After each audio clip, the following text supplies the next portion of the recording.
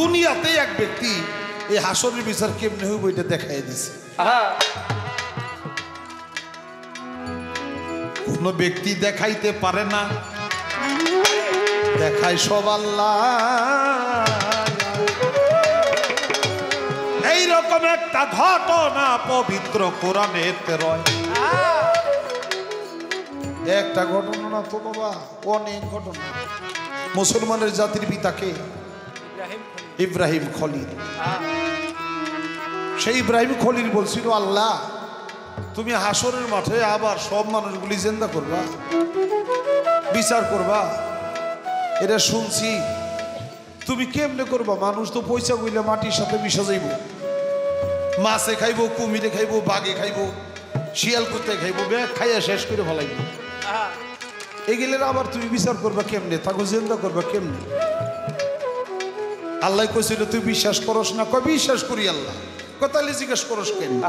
তুই তো আমার নবী। ইব্রাহিম খলিল বলছিল, আল্লাহ একটা হইলো শুনছি বিশ্বাস করছি, আর একটা হইলো স্বচক্ষে দেখা। আমি একটু দেখতে চাই তুমি কেমনে কেমনে বিচার করো।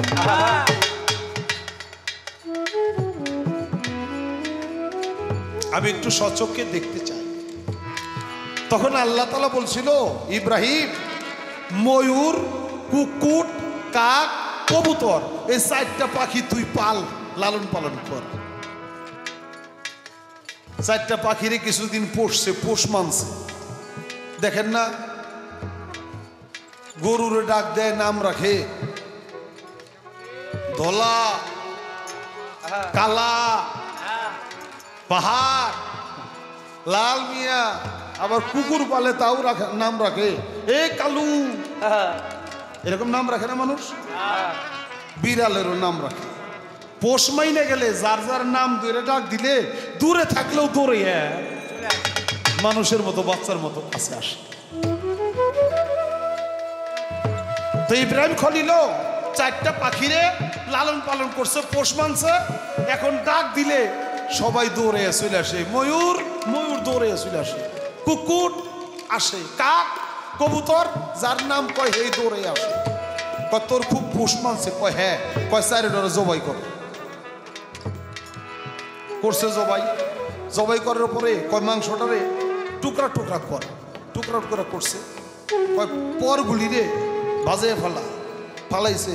কয় 4টা পাহাড়ে, মানে বিভিন্ন পাহাড়ে এটা মিশিয়ে মুশিয়ে এক এক টুকরা এক এক জায়গায় এমনি ছিটে ছিটে ফালাই দিছে।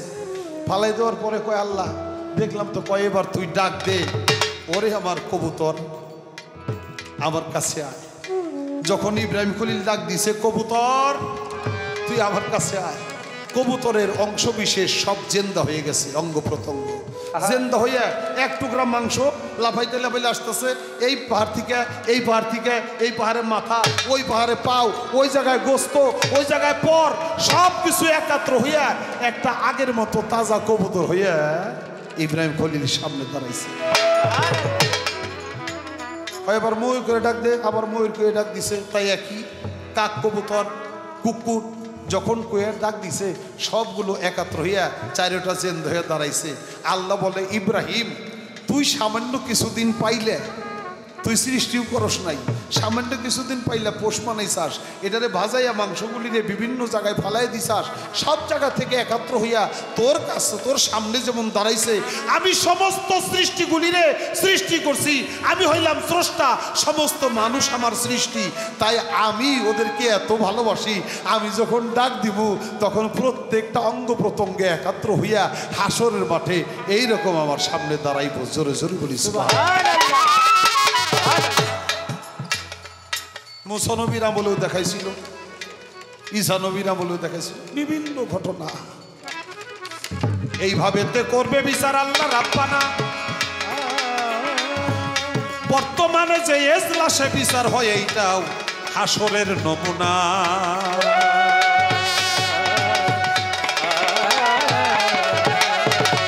কোর্ট কাছারি, অফিস আদালত, ছোট কোর্ট কাছারি, অফিস আদালতে যে বিচার হয়, এই বিচারও হাসরের মাঠের বিচারের অংশ বিশেষ।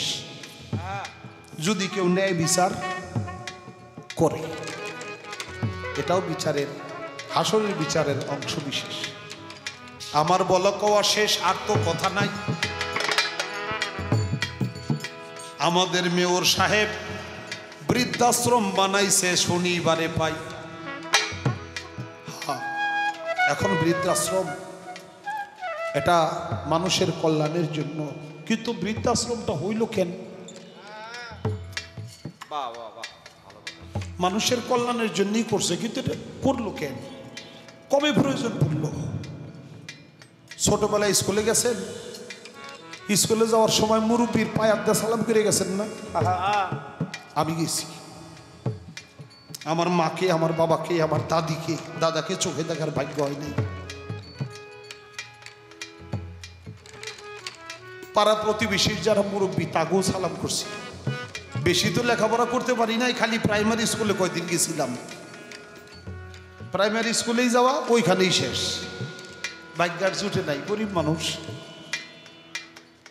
পেটের ভাতই তো জুটাইতে পারি না। লেখাপড়া করি কোন সময়, বাবা মাই করাইতে পারেনি। কিন্তু যতদিন গেছি ততদিন আমার মা বাবার পায়ে হাত দিয়ে সালাম করে গেছি। শুধু মা বাবা না, প্রতিবেশী যারা মুরব্বী তাকেও পায়ে হাত দিয়ে সালাম করে গেছি। আমার মনে হয় আপনারাও যারা মুরব্বী আপনারাও গেছেন। এখন কি আর এটা আছে বাবা? না, এখন একটা টেডি সালাম বাড়িয়েছে, আসসালামু আলাইকুম। মাথা নিচে দেওয়া যাইব না। মাথা নিচে দিছিল ফেরেশতারা, আদমরে সেজদা করতে বলছিল।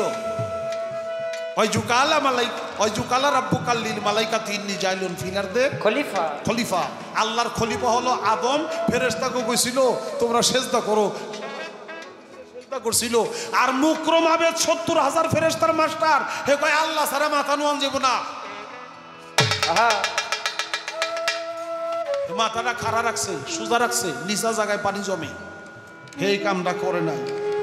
তার জন্য তার গলায় পড়ছে লানতের তক। তার জায়গা হইছে ফিনারে খালিদিনা জাহান্নাম, তার নাম হইছে আজাজিল শয়তান।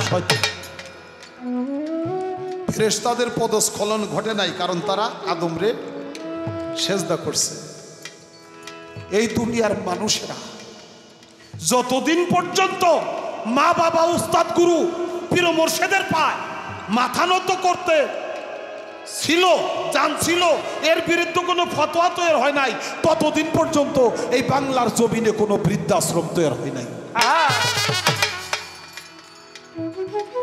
আর যখন নাকি এই সালাম কালাম রে ফতোয়া, বেদাত ফতোয়া দিল যে না, আল্লাহ ছাড়া মাথা নত করা যাইব না, তোমরা খালি সালাম দিবা আসসালামু আলাইকুম, মাথা কিন্তু আল্লাহ ছাড়া নোয়ানো যাইব না।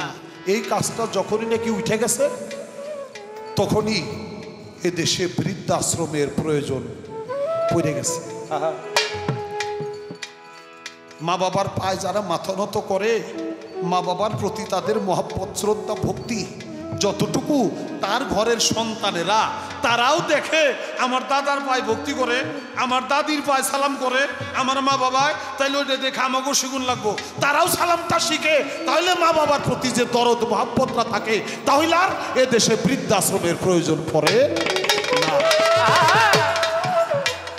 আর যখনই সালাম কালাম উঠে গেছে, ভক্তি উঠে গেছে, তখনই এ দেশে মুরব্বীর প্রতি সম্মান হারা হয়ে গেছে, অসম্মান চলে আসছে, তখন বৃদ্ধাশ্রমের প্রয়োজন পড়ছে। আমি আমার মা বাবার পায়ে যদি সালাম ভক্তি না করি, আমারে আমার ভোলাবান সালাম করব, ভক্তি করব, এটা আশা করাটা বোকামি না? বোকামি। তাই আমার মা বাবাকে আমি ভালোবাসতে পারি নাই, এই জন্য আমার ছেলেরা বৃদ্ধাশ্রম তৈরি করে রাখছে। আমি যদি আমার মা বাবাকে সেজদা ভক্তি করতাম, তাহলে আমার জন্য বৃদ্ধাশ্রম প্রয়োজন পড়তো না। যাক, চলে বেশি বলে আমার দরকার নাই, ছোট্ট একটা কথাই আমি জানিবারে চাই। কিয়ামত ধ্বংস, ধ্বংস আল্লাহ করবে, বিভিন্ন রকমের আলামত তো আছেই। আচ্ছা, আল্লাহ তাআলা যে ধ্বংসটা শুরু করবে, এই শুরুটা করবে কোন জায়গা থেকে? এই যে আমি দাঁড়াইছি, এই জায়গায় ধ্বংস হয়ে যাবো বললা না? মুক্তা সরকার দাঁড়াইছে, ওন থেকে শুরু হইব? মানিকগঞ্জ থেকে না অন্য কোনো রাষ্ট্র থেকে? অন্য কোনো দেশ থেকে। এই ধ্বংসটা আল্লাহ যে শুরু, প্রত্যেকটা কাজের তো শুরু আছে, এই শুরুটা, ধ্বংসের শুরুটা আল্লাহ তাআলা করবে কোন জায়গার থেকে? সর্বপ্রথম শুনছি মুক্তা সরকারের কাছে, কয় পৃথিবীতে কোনো মানুষ ইবাদত বন্দেগী করার মতো থাকবে না, তখনই আল্লাহ পৃথিবীকে ধ্বংস করে দিব। আচ্ছা আল্লাহর ইচ্ছা করুক গে, করলে আমার কিছু করার নাই। খালি কি মানুষই আল্লাহরে ডাকে? কিরে বাবা, পশু পাখিরে কি আল্লাহরে ডাকে না? আচ্ছা পশু পাখি, গাছ বৃক্ষ তরুলতা, তারা কি আল্লাহরে ডাকে না? মাছেরা কি আল্লাহরে ডাকে না? আল্লাহর যত সৃষ্টি 18,000 মাখলুকাত, 6,000 এজা, 6,000 গেজা, 6,000 বয়জা, এক প্রকার মানুষেরা যদি আল্লাহর ইবাদত নাও করে, পশু পাখি, নদী নালা, জীবজন্তু, গাছ বৃক্ষ, মাছেরা, গাছেরা সবাই তো আল্লাহর ইবাদত করে। মানুষের প্রতি বেজরে আল্লাহ দুনিয়াটা ধ্বংস করে দিব। এতগুলি মানুষের চেয়ে তো প্রাণী আরো বেশি অন্যান্য। মানুষ আর কয়জন? এই আস্তে, মানুষ কয়জন? অন্য অন্য প্রাণীর কথা বাদ দিলাম, পৃথিবীতে যতটি পিঁপড়ে আছে, পৃথিবীতে যতটি পিঁপড়ে আছে, পিপিলিকা, এই পিঁপড়ার 100 ভাগের 1 ভাগও তো মানুষ নাই পৃথিবীতে। 1000 ভাগ করলে তার 1 ভাগও নাই মানুষ। পিঁপড়ে এত, পিপিলিকাও তো আল্লাহরে ডাকে,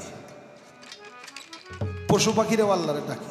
তা আল্লাহ এত সুন্দর করে পৃথিবী বানাইয়ে, সবার বাসস্থান উপযোগী কইরে, সবার রেজেক্ট টেজেক্ট ব্যবস্থা কইরে, হে আল্লাহ মাইশের উপরে বেজার হইয়ে ওই পাখিগুলি ধ্বংস করে, কারণটা কি? এটা আবার আল্লাহর কেমন বিচার? আবার এখান থেকে এই পয়েন্টটার ওই একটা প্রশ্ন, মৌলবী সেজে যদি কুরআনি না বুঝে,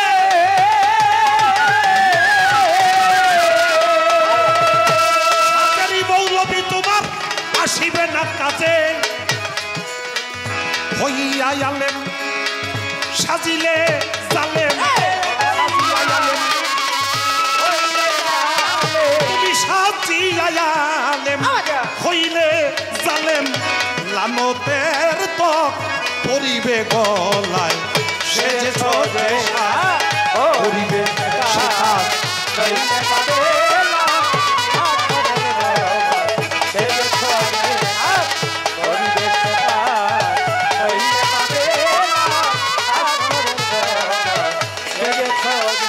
তোমায় এমন সুসাজে যেই জন্য সাজায়, এমন সুসাজে যেই জন্য সাজায়, তোরে মায়া কুহকে ভুলে রইলে তাই, সেজেছ যে পরিবেশে রইলে পাবে বিচারের সময়, সেজেছ যে পরিবেশে নইলে পাবে বিচারের সময়, সেজেছ যে